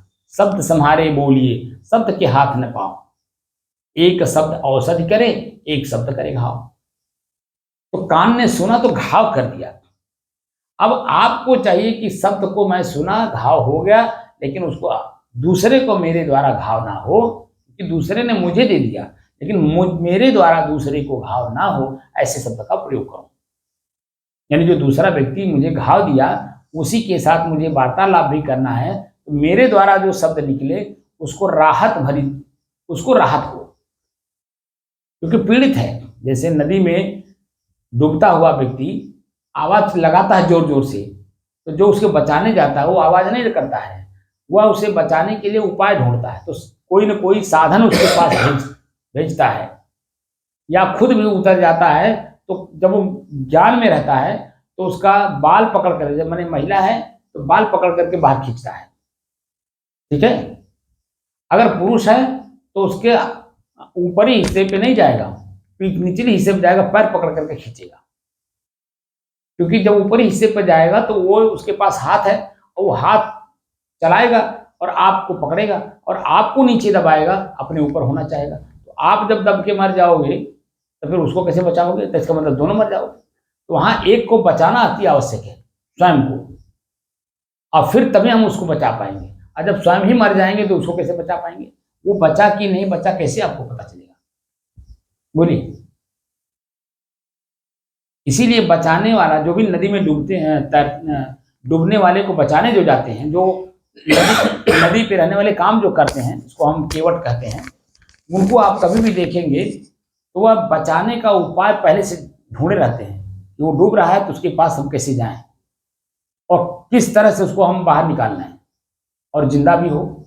ये भी नहीं कि मुर्दा लेके आए, पहले से मरा हो तो उसकी बात अलग है, लेकिन अगर अभी डूब रहा हो और चिल्ला रहा हो, उसको बचाएं कैसे कि उसकी आवाज अभी बरकरार रहे, और इसे धीरे से बचा बाहर निकाल लेता है। लेकिन अभी आपने और भी देखा होगा कि कुछ बच्चे, कॉलेज वाले बच्चे जाते हैं टूर पे, अब वहां नदी में नहाने लगते हैं। अब नहाते नहाते पता चलता है कि वो धार में बह गए, अब उनका मित्र भी उनको बचाने चलता, वो भी बह गया। अभी दशहरा के दिन ये अपने बस्ती जिले के कप्तानगंज और टिनिच के बीच के बच्चे कुछ लोग गए थे, 18-20 साल के थे, ये अपने अयोध्या में डूब के मर गए, 3 लोग मरे, पेपर में था। इसका मतलब अनभिज्ञ थे। 16 साल का 17 अब तो 16 साल और 17 साल में क्या मेच्योरिटी आ रहती है बताइए? कौन सा ज्ञान रहता है? वो तो उमंग उत्साह में रहते हैं, लेकिन उन्हें नहीं मालूम कि उसी उमंग उत्साह में हम क्या कर रहे हैं। यही सब चीजें जानने वाली चीजें होती हैं कि अपने आप को बचाना है तो कैसे बचाना है। बाहर का तो समझ में आता है, अब भीतर में हमारे शरीर में हमारा ही आँख, कान, नाक, हाथ, पैर हमको कष्ट देते हैं, इनसे भी बचना है ना। अब इनसे बचने के बाद अभी मन है, चित्त है, बुद्धि है, क्रिया, अंदर की क्रियाएं हैं, ये भी हमें रोकती हैं। अभी तो मोटी मोटी चीजों पे आप लोगों को मैं बता रहा हूं, उसके बाद भी नहीं समझ में आ रहा, जो कि आप लोग रोज बाहर की चीजों को देखते हो। तो जब मोटी मोटी चीजें नहीं समझ में आएगा तो फिर बारीक चीजें कैसे आएगी? स्थूल, सूक्ष्म, अति सूक्ष्म, ये सब बातें मैं बता चुका हूं कि नहीं? स्थूल, सूक्ष्म, अति सूक्ष्म, उत्तम, उत्तमम उत्तमम, सूक्ष्मोत्तमम। तो कैसे समझेंगे उसी को? तब चेतना में ही नहीं रहेंगे। तो जो आज मैं बोल रहा हूं ये बातें कल भी बोल चुका हूं, और मैं जब से साधना करा रहा हूं तब से भी मैं बहुत बोला हूं, और आप हर बात को सुनते हुए भी लेकिन रहते हो आप उसी पीछे वाले में। जो आपके अंदर में पहले से कचरा भरा हुआ है, उसी कचरे में आप जो है हमेशा भरे रह रहे हो। तो कचरा साफ करने वाला उपाय जो मैं बता रहा हूँ, वो कचरा कैसे साफ होगा? जब करोगे तब ना कचरा साफ होगा। करते तो उल्टा हो। जिससे मैंने दीपावली के दिन कहा, आपने नहीं किया। हमको तो आपको आप बात नहीं करना चाहिए आपसे, क्योंकि जब करोगे नहीं तो मुझे वो कहने से क्या मतलब है। तो इसलिए इसको समझिए, कान को, क्या कान को स्वयं सुनकर निर्णय करने की क्षमता है? क्या कान ही मैं हूं? अगर मैं कान ही होता तो दूसरे अंगों का प्रयोग कैसे होता, या कौन करता है? इन सब तीनों प्रश्न का खूब मंथन करिए, चिंतन करिए। अगर करेंगे तो ठीक है, नहीं करेंगे तो हमको हमारा क्या जाता है। खाली आप ऐसे कल्पना करते रहिए कि हमको मोक्ष कोई दे दे, मोक्ष कोई दे दे। तो मोक्ष बेचारा कोई कैसे दे देगा? जब किसी के पास होगा तब तो देगा। जब किसी के पास मोक्ष है ही नहीं है तो कोई से दे देगा?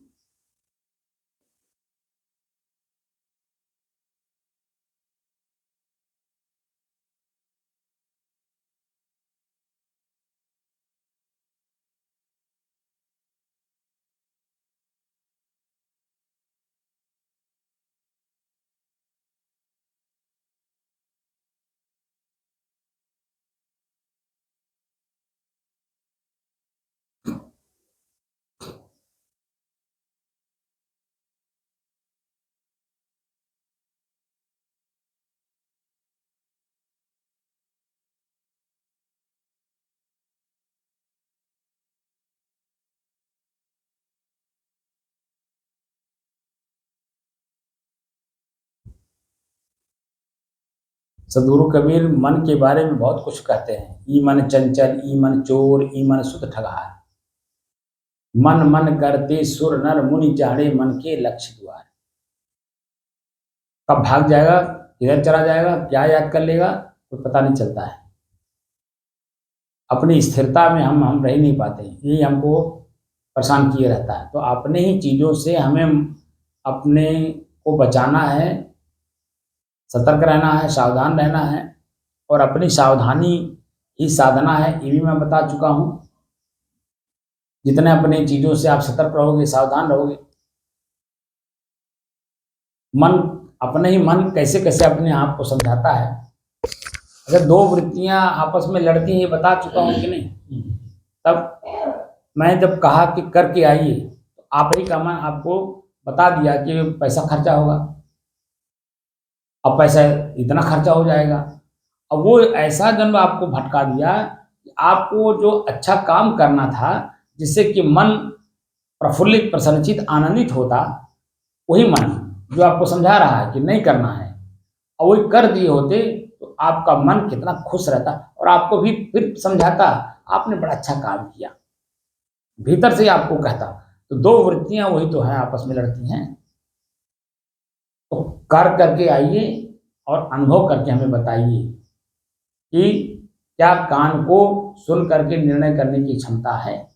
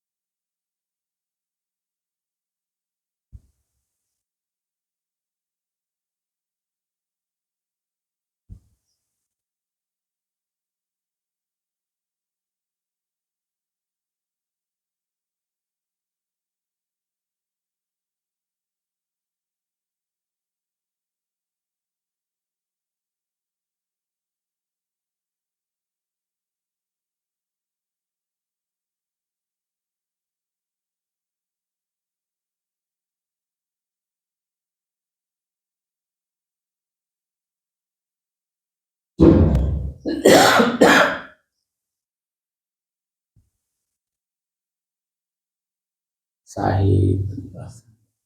बंद कर।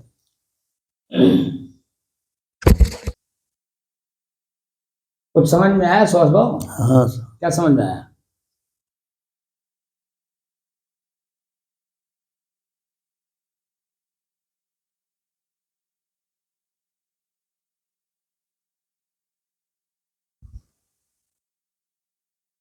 क्या समझ में आया बताओ? यही कान और मन चित्त।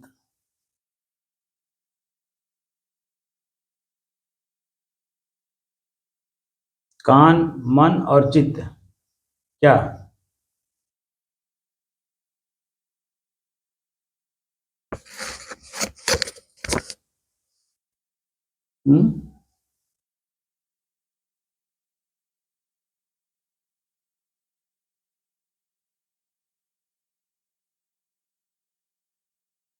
आपको समझ में आया कि नहीं अभी? हमको हमको साहब समझ में इतने आया, जैसे कि कान सुन लिया तो कुछ बात ऐसी होती है जो उनको सुन करके मतलब भरे भरे उड़ जाती हैं। कुछ ऐसी शब्द होती है मतलब इतना सुन लिया जाता है तो अंदर से जाती हैं, मन के पास जाती हैं। तो मन जो है मतलब वो अपना सुनसान रचना वो करता है कि क्या कहे क्या कहे। वो कौन करता है? मन थोड़ी कहता, वो चित्त करता है। इस तरह अनुसंधान करते हैं। वो खोज करता है ना कि कौन बोला, क्या बोला, क्यों बोला, किस लिए बोला, उसका अपना अर्थ क्या है, मुझे पीड़ा दे गया कि अपना काम कर गया, हमें हमारे साथ धोखा किया। वो तो चित्त का काम हो गया। कान सुनते ही मन बनता है। कान तुरंत मन को बना देता है, आवाज जो है तुरंत मन में चला जाता है। तब जैसे वहाँ आपकी स्थिरता का परिचय करता है। स्थिर मन है तो अंदर जाएगा। हाँ, तभी अंदर जाएगा। अगर स्थिर मन नहीं है तो मतलब जब आप भीतर से कुछ काम करोगे तो अंदर जाएगा ही नहीं। तो अंतर तो वही दिख रहा है ना, कान, शब्द और मैं। तो तीन चीजें होंगी कि नहीं? तो शब्द वो बोल रहा है कान के माध्यम से, मैं हूँ उसको ग्रहण कर रहा हूँ। तो जो वो बोल रहा है मुझे कान का प्रयोग नहीं करना, तब क्या करेंगे? हम अपने आप में स्थिर रहेंगे नीचे, उस कान को हम तवज्जो ही नहीं देंगे। तवज्जो उसी को देंगे जिसको सुनना है। तो अब जो शब्द आएगा कान में, वो मेरा हितैषी है या नहीं? यानी मेरी जो शांति की स्थिति है उसको वो स्थिर रखने में कामयाबी दे रहा है या उसको चंचल कर रहा है? तो वहां आप जब परखने लगेंगे तो आगे अभी बहुत से ऐसे शब्द लोगों के सुनने को मिलेंगे। किसके किसके सुनने को मिलेंगे तो अभी बात की बात है। पहले तो तीनों को हम अलग तो कर लें, शब्द, कान और मैं। तो बाद में जो शब्द अभी आएंगे उस शब्द को मैं बताऊंगा कौन सा शब्द आपको कितना पीड़ा दे रहा है और कौन सा शब्द आपको कितना सुख दे रहा है। जब मैं कह रहा हूं कि मैं सुख भी नहीं हूं, मैं पीड़ा भी नहीं, मैं दर्द भी नहीं हूं, मैं तो शुद्ध हूं, तो वो किसका है? वो कौन अनुभव कर रहा है? तो पता चलेगा। वो जो अनुभव करता है वही तो मैं मान लिया हूं, वही मैं हूं। अजो कि वो मैं हूं नहीं, मैं तो शुद्ध हूं, वो मैं नहीं हूं। तब वो समझ में आ जाएगा तो वही अपने आप धीरे से छूट जाएगा। तब मेरी स्थिति और मजबूत होगी। चेतना में रह के काम तो करते नहीं हो, तो चेतना में रह के काम करोगे नहीं तो क्या होगा? ऐसे बने रह जाओगे। तब विद्यार्थी पुअर माना जाता है, उसी को पुअर विद्यार्थी कहते हैं कि उसकी मानसिक स्थिति ठीक नहीं है और ठीक करना भी नहीं चाहता। तब लक्ष्य तो बड़ा बनाए हो, अब बड़े लक्ष्य को पाने के लिए छोटा छोटा काम भी नहीं करते हो, तो बताओ कैसे लक्ष्य मिलेगा? क्या ऐसे कोई वस्तु है कोई दे देगा उठा करके? खुद चल करके लेना होगा ना। विद्यार्थी लक्ष्य बनाता है क्या बनना है, तो उसी तहत कार्य करता है, प्रतिदिन ही उसी के तहत कार्य करता है। एक एक सब्जेक्ट को, एक एक शब्द को बड़े गौर से पढ़ता है, क्योंकि वही जो आज पढ़ रहा है वही उसको आगे काम आने वाली है। और जो आज ही नहीं पढ़ेगा तो आगे करेगा क्या? बोलिए। अब किसी को ऐसे डायरेक्ट जो है अफसरी बना दिया जाए और उसको अफसर का कोई ज्ञान ना हो कि करना क्या है वहां पे, तो जाके बैठ के क्या करेगा वहां पे? बोलिए। करेगा, उल्टा काम करेगा, अपने लिए घातक बन जाएगा। तब वहां उसको बैठाया जा रहा है उसके अपने ही स्थिति को मजबूत करके, कि ताकि तुम अपने आप में मजबूत रहो। तुम बीड़ी ना पियो, तुम सिगरेट ना पियो, तुम दारू ना पियो, तुम नशे में ना रहो, तुम अहंकार में ना रहो कि तुम सेवक हो, यहाँ बैठ रहे तुम सेवा के लिए बैठ रहे हो, ये सीट सेवा की है। तो तुम पहले अपने आप का सेवा कर लो, अपने आप पे तृप्त हो जाओ, तभी दूसरे का सेवा कर पाओगे। जब किसी के पास 1000 रुपया जेब में है तभी वो 500 रुपया किसी पे भी खर्च कर सकता है, हजारों भी खर्चा कर सकता है। जब है तभी तो करेगा, जब है नहीं है तो क्या खर्चा करेगा? वो तो खुद पीड़ित है। तो पीड़ित व्यक्ति को चाहिए तो क्या करेगा? वो उल्टा काम करेगा, क्योंकि चाहना है। यहाँ हम आप लोगों को अपने आप में मेंटेन कर रहे हैं, अपने आप में पहले संतुष्ट हो जाइए, तब दूसरे की सेवा करना भी है। और जिस चीज में आप लोग मजबूत हो उसी को मैंने प्रयोग करने के लिए कहा था, और उससे जब आपकी मानसिक स्थिति मजबूत होती, रुपया साला वहीं पड़ा ही रह जाएगा। रुपये की कीमत नहीं है, लेकिन उसका प्रयोग करने वाले व्यक्ति का कीमत बढ़ जाता है। जब आप कमजोर व्यक्ति को उसको थोड़ा सा सहारा देते हो तो वही सहारा मजबूत तो होगा अपने कर्म से, लेकिन थोड़ा सहारा पाता तो उसके मन में मनोभाव आपके प्रति बढ़ जाता उसका, बाबू बड़े अच्छे आदमी है, भाव बढ़ जाता उसका। उसके पास क्या है इससे मतलब नहीं है, हम क्या उसके लिए करके अपने चित्त को मलिन कर रहे हैं या चित्त को साफ कर रहे हैं। हम तो चित्त को साफ करने के लिए आपको कहे थे, और आप अपने आप को चित्त को मलिन कर लिए और मलिन कर लिए, शब्द ही बोल करके आप लोग मन मलिन कर लिए कि अरे 500 रुपये का तो दारू पी जाता है तो अमीर है, 500 उसके पास सही है, वो अकेले पी गया। घर परिवारों में पत्नी है, बच्चे हैं, माता पिता है, वो तो गरीब रह जाएंगे, वो क्या खाएंगे? वो जब 500 का तो कमाया, 500 का पी गया। परिवारों में और भी तो लोग हैं, उसको ना आप देते, परिवार को, उसकी पत्नी को बुला लेते, उसके बेटे को बुला लेते, उसकी माँ को बुला लेते, दे देते, वो खुश होते, चित्त आपका प्रसन्न होता, आनंदित होता, पैसे का सदुपयोग होता। लेकिन आप लोग तो पैसे का दुरुपयोग करते हो, क्योंकि जीवन भर दुरुपयोग किए हो। जो प्रधानी लड़े हो तो प्रधानी में पैसे का दुरुपयोग किए हो। दारू पीने वाले को पैसा दे करके आपने जब टिकट ले लिया, उसका वो ले लिया मत, तो जीवन भर वही किए हो। और मैं जब करने के लिए कह रहा हूं तो उसमें उसी दौर में जा रहे हो जो कहे किए हो पहले, तो फिर क्या इसको समझ पाओगे आप? कर करके सीखिए तो देखेंगे कि स्थिति हमारी मजबूत होगी। अन्यथा पैसे का क्या है, पैसा दोनों रूपों में चलता है। अच्छा करोगे तो आप अच्छे के रूप में समाज में देखे जाओगे, अब बुरा करोगे तो बुरे भी लोग ही हैं। इसलिए काम कर करके आपने चित्त को जरा मजबूत करिए, और जब कमा नहीं करोगे तब उसका क्या मतलब है? क्यों स्वस्थ हो? पैसा दे करके वो खरीदे हैं कि नहीं मत को बोलिए। अब वो स्थिति आज भी बनी हुई है,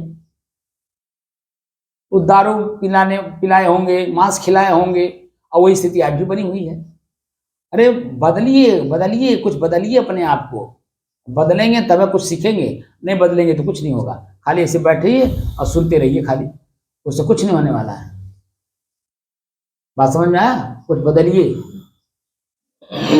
गलत तो नहीं कह दिया मैं कोई? नहीं, सही कहा, बिल्कुल सही कहा। तो मैं इसीलिए तो कह रहा हूं, क्योंकि मैं पहली बार में जब आपके पुत्र जब जीत के आए थे तो यहाँ एक प्रकरण था, उस प्रकरण में आए हमसे जन्म सॉल्व कराने, और उसी समय में उनको मैं समझाया था कि देखिए ये जो पद है ना, प्रधानी का पद पा गए हो, अब यहीं से आपकी जिंदगी शुरू हो रही परिवार समाज के साथ उठने बैठने की। अगर आप अपने जगह पे स्थिर रह करके मैं प्रधान हूँ, मेरा कर्तव्य क्या है, इस काम को लेकर के करोगे तो निश्चित यही जनता आपको अपने सिर का मुकुट बना के रखेगी। लेकिन जब आप नहीं करोगे, अपने जगह पर आप स्थिर नहीं रहोगे, बहुत बातें मैंने उनको समझाया था और एक भी काम उन्होंने नहीं किया, और आज स्थिति दे है खाली मोटरसाइकिल लेकर दौड़ते रहिए। तो दौड़ने से कोई सब जान जाते हैं ये किस लिए आए हैं। जब जरूरत पड़ रहा है तो आए हैं, और जब हमको जरूरत पड़ा तो हमको जब दुत्कार दिए, फटकार दिए, भगा दिए, या बतिये नहीं किए, या फलवे नहीं उठाए। तो ये पब्लिक जो है आपका निर्णायक भूमिका में आती है। जैसे आप अपने इंद्रियों का निर्णायक भूमिका में भी नहीं आया, अभी तो मैं ले आऊंगा बाद में, कि अपने इंद्रियों का निर्णायक भूमिका आप ही को करना है। और अपने इंद्रियों का निर्णायक भूमिका में जाने के लिए दोनों स्थितियों को जानना पड़ेगा। किस स्थिति में मैं निर्णय लूं कि इसका रिस्पॉन्स मुझे अच्छा मिले या बुरा मिले, समझे ना? तो निर्णायक भूमिका में आने के लिए ही मैं आप लोगों को चेतना दे रहा हूं कि अपने ही स्थिति को बदलिए और निर्णय लेने की क्षमता बढ़ाइए और अच्छी चीजों में निर्णय लीजिए। अब जब खराब चीज का निर्णय लेकर के आप बैठ गए फट से, आहे